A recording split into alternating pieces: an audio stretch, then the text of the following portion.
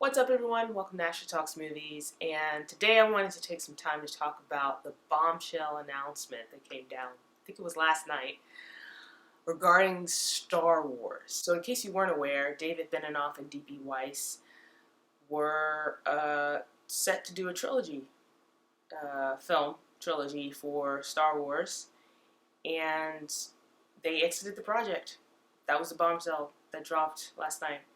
So the two, as many of you may know, were showrunners for Game of Thrones for HBO.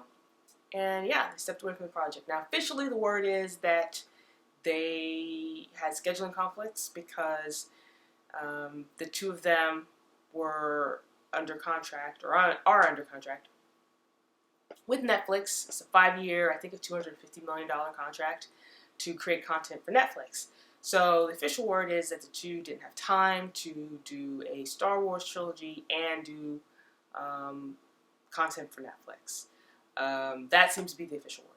But, some people are speculating that maybe Kathleen Kennedy fired them because, there have been instances recently regarding Star Wars where a lot of directors or writers or those types have exited Star Wars projects, either because they were fired by Kathleen Kennedy or for other reasons. I don't necessarily think Kathleen Kennedy fired them, but I do think that it was sort of an amicable split. I think that the two, because now Netflix is going to be competing with Disney. Disney's getting ready to launch a new streaming service next month, and they'll be directly competing with Netflix. So I have to wonder if maybe the two sides, Benioff and Weiss and Kathleen Kennedy, if the two of them sat down and said, look, let's take a look at this, because we want these trilogies to come out.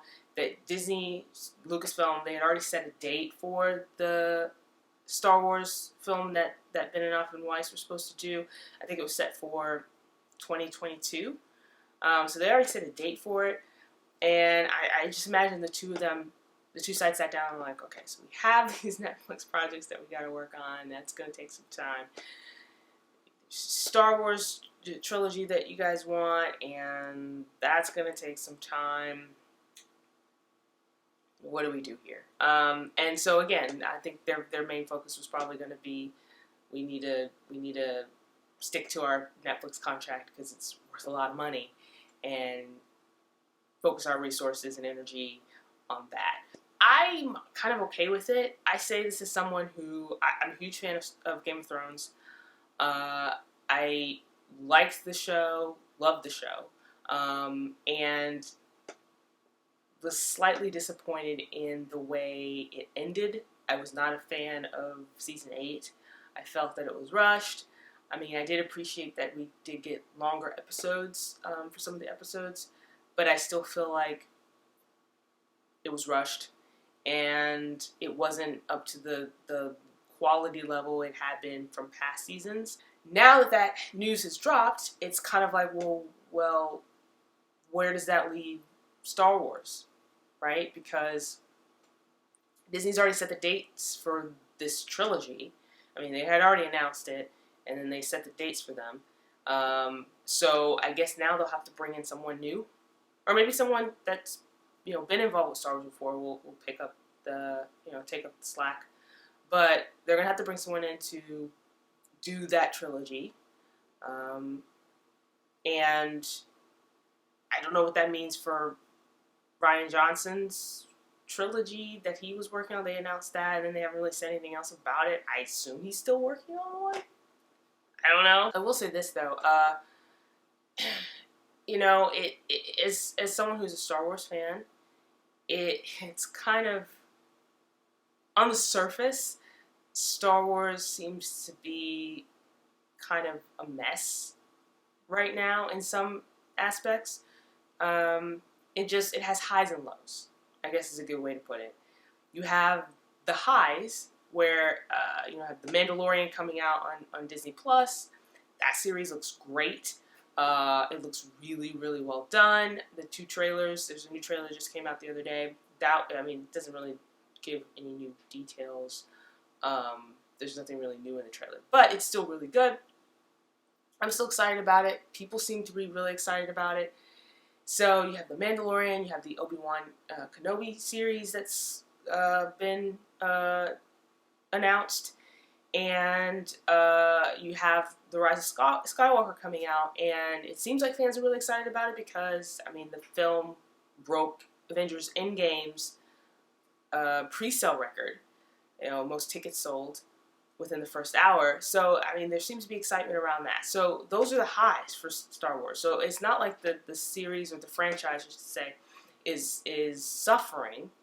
There seems to be, enough fans that are excited about upcoming projects to support it. But you have the lows, which is something like this, where,